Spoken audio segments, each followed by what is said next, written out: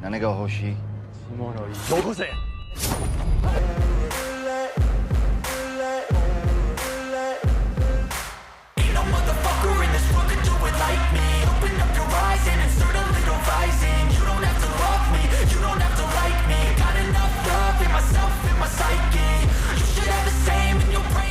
Halo rakyat YouTube, apa kabar? Semoga kalian baik ya.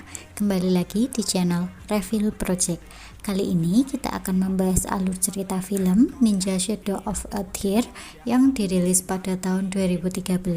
Secara garis besar, film ini menceritakan tentang pembalas dendam seorang ahli bela diri atas kematian istrinya yang dibunuh oleh seorang yang misterius. Bagaimana kisahnya? Tanpa banyak hahi, kita langsung saja ke alur ceritanya.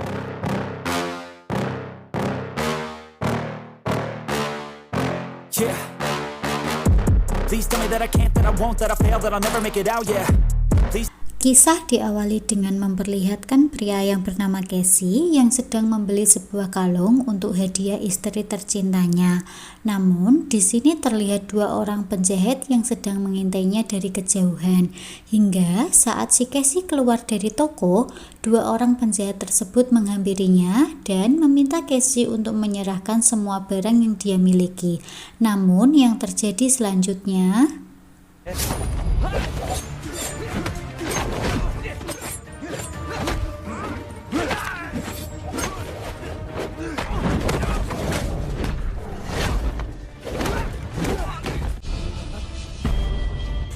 sebelum pergi, Casey sempat mengenali simbol pisau milik penjahat tersebut. Saat di rumah, Casey pun menceritakan kepada sang istri yang bernama Namiko tentang peristiwa yang menimpanya. Sempat dibuat khawatir, namun perasaan itu berubah saat Casey memberikan hadiah kalung kepada Namiko, yang mana kalung tersebut memiliki simbol kebahagiaan. And our baby. Malam harinya, Namiko yang sedang hamil muda, ia terbangun dan ingin makan coklat. Demi sang istri dan bayi mereka, Casey pun pergi keluar untuk membelinya. Tapi saat ingin membayar si kasir, Casey baru menyadari bahwa dompetnya ketinggalan di rumah. Saat bersamaan, istrinya yang sedang di rumah didatangi seorang yang misterius, hingga saat Casey tiba di rumah, ia sudah mendapati istrinya dalam keadaan tak bernyawa dengan luka di lehernya. Ketika di upacara pemakaman, Casey kedatangan teman lamanya yang bernama Nakabara. Maksud kedatangan Nakabara adalah untuk berbelasungkawa serta mengajak Casey untuk pergi berlatih ke tempatnya di Thailand, sekaligus menenangkan dirinya untuk sementara waktu. Tapi Casey mengatakan masih ada yang harus diurus dan dia selesaikan. Berpindah ke Myanmar yang bertempatan di tengah hutan Bulma.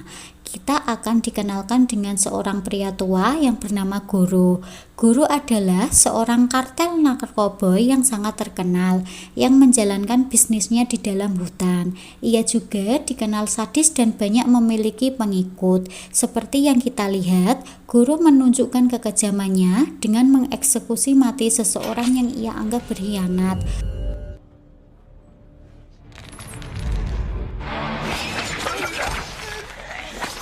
Berpindah ke Casey yang mendatangi sebuah tempat perguruan bela diri untuk mencari tahu keberadaan dua orang penjahat yang pernah bermasalah dengannya, yang ia duga adalah pelaku pembunuh istrinya. Namun para murid di sana dengan kasar mengusirnya, yang kemudian terjadilah pertarungan satu lawan banyak.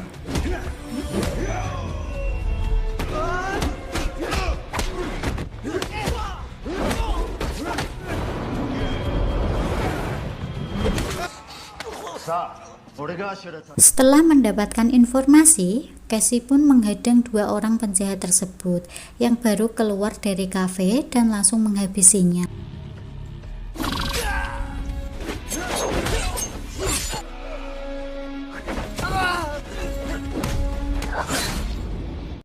Keesokan harinya, ia pergi ke Thailand untuk menemui Nakabara di padepokannya.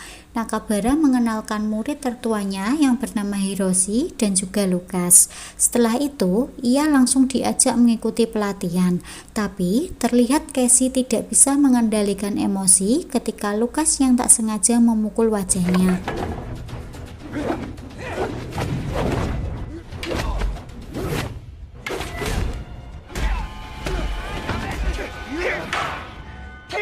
Untuk itu, Nakabara meminta Casey untuk berlatih mengendalikan emosinya dengan berjalan di atas bara api.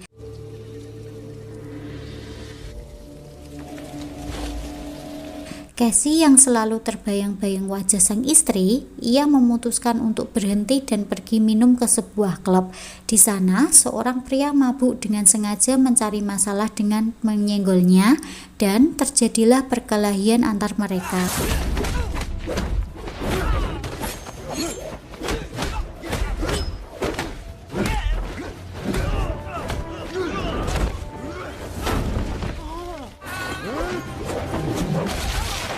Casey berjalan pulang dengan sempoyongan. Keesokan paginya, Casey mendapatkan giliran memetik buah. Lucas yang melihat Casey kurang enak badan, ia menggantikan dan meminta Casey untuk beristirahat. Namun, tidak lama kemudian, seseorang membunuh Lucas menggunakan kawat berduri. We found him dead in the wicket.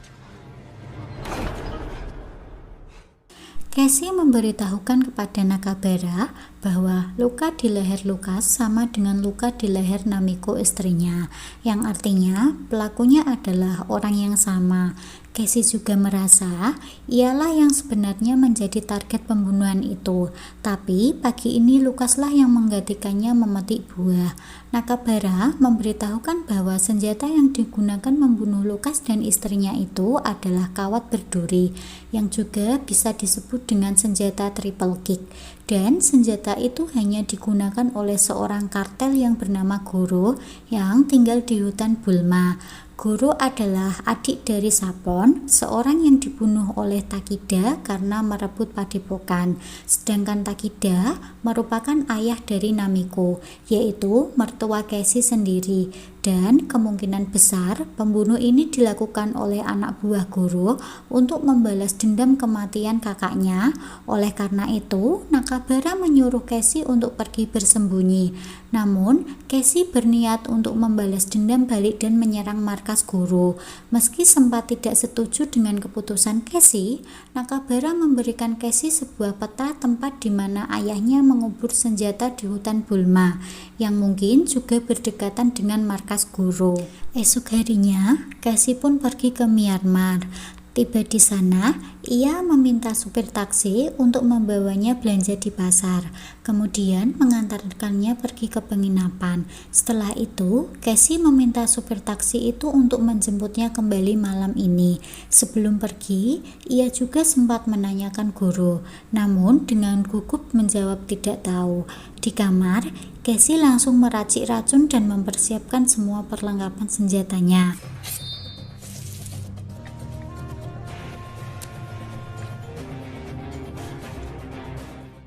Malam hari, ia pergi ke sebuah klub untuk mencari seorang pengedar guna mencari informasi tentang Goro, dan benar saja, seorang pengedar menghampiri dan menawarkan narkoboy. Casey pun dipaksa untuk mencoba narkoboy tersebut. Tapi, Casey yang puyeng tak sengaja menyebut nama Goro, dan yang terjadi selanjutnya...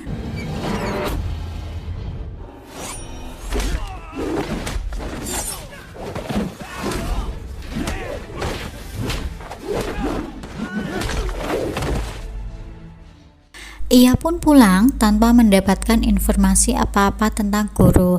Saat sudah berada di hotel, Casey beristirahat dan dikagetkan dengan polisi yang mengepungnya.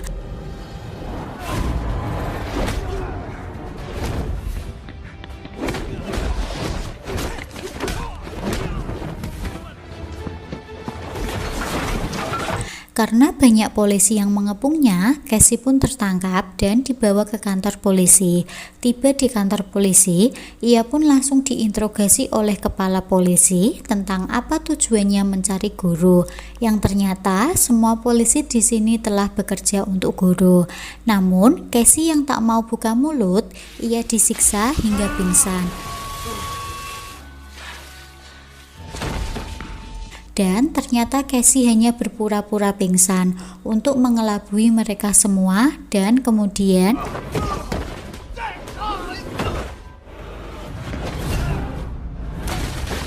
Casey menanyakan tentang keberadaan guru kepada si kepala polisi sebelum ia membunuhnya.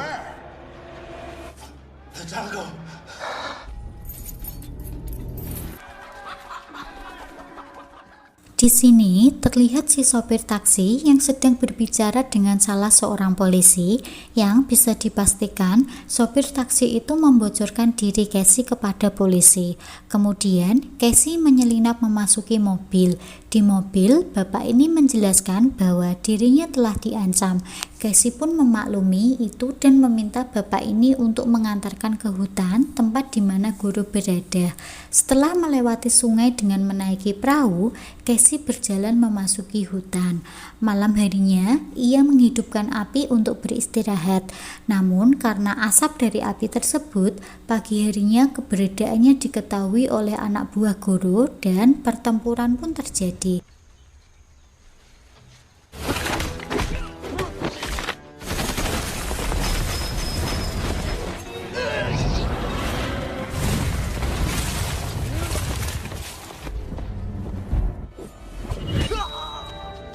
Setelah mengambil granat yang mereka bawa, Casey berjalan mencari senjata yang terkubur yang diberitahukan Nakabara sebelumnya.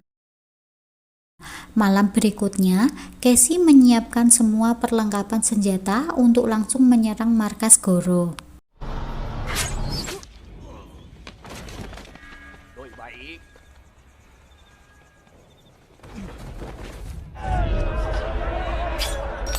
Sementara Goro terlihat sedang bermain catur dengan pengamalnya, yang kemudian mereka dikagetkan dengan suara ledakan bom.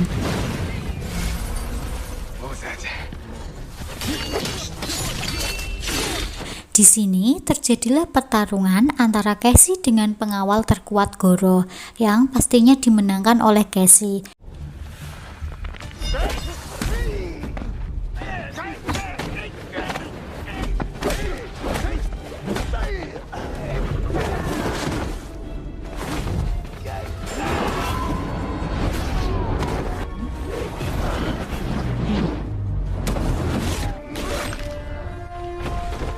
Setelah itu, Casey memasuki markas yang mana di sana sudah ada Goro yang menunggunya. Kemudian Goro bertanya, siapa Casey sebenarnya? Casey hanya menjawab, anak dari Takida adalah istriku. Lalu kemudian langsung menyerang Goro.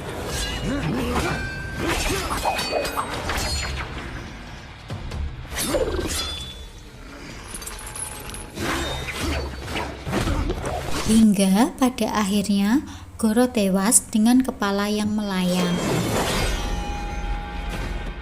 Setelah selesai dengan balas dendamnya, Casey kembali ke padepokan Nakabara.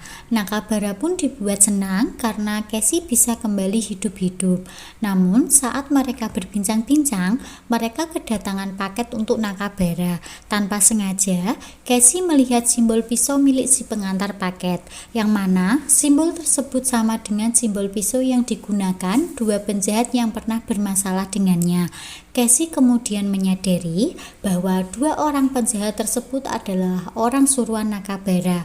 Di sini juga terungkap orang yang telah membunuh Lucas dan istrinya tidak lain adalah Nakabara sendiri, dan semua ini sudah diatur rapi oleh Nakabara. Nakabara akhirnya terbuka dan mengatakan bahwa itu ia lakukan agar Casey memiliki rasa balas dendam kemudian membunuh Goro yang merupakan kartel saingannya. Karena Nakabara sendiri tidak mau mengambil resiko untuk menghabisi Goro, karena jika itu ia lakukan sendiri, kemungkinan akan mengungkap bisnis haram yang sudah ia lakukan. Nakabara memberikan dua pilihan kepada Casey, bergabung atau salah satu dari mereka harus mati. Casey mengatakan hanya ada satu pilihan, yaitu bertarung.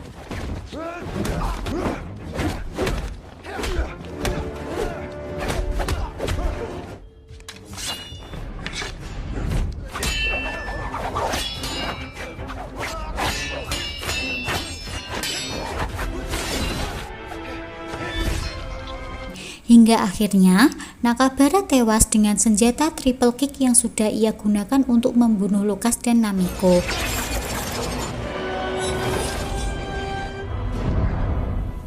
Casey menyuruh Hiroshi untuk membuka paketan tersebut dan ternyata berisi narkoboy. Mereka pun baru menyadari bahwa padepokan ini hanya dijadikan Nakabara sebagai kedok untuk menjalankan bisnis haramnya. Hiroshi pun berterima kasih kepada Casey karena telah membersihkan nama padepokan ini dengan mengungkap kebusukan Nakabara. Kemudian Casey pergi meninggalkan padepokan ini untuk memulai kehidupan baru yang lebih baik. Setelah itu film pun berakhir. Terima kasih buat kalian yang sudah menonton video ini hingga akhir. Atas semua kekurangan mohon bisa dimaklumi dan semoga bisa sedikit terhibur dengan alur cerita film ini. Saya pamit undur diri dan sampai jumpa di video selanjutnya.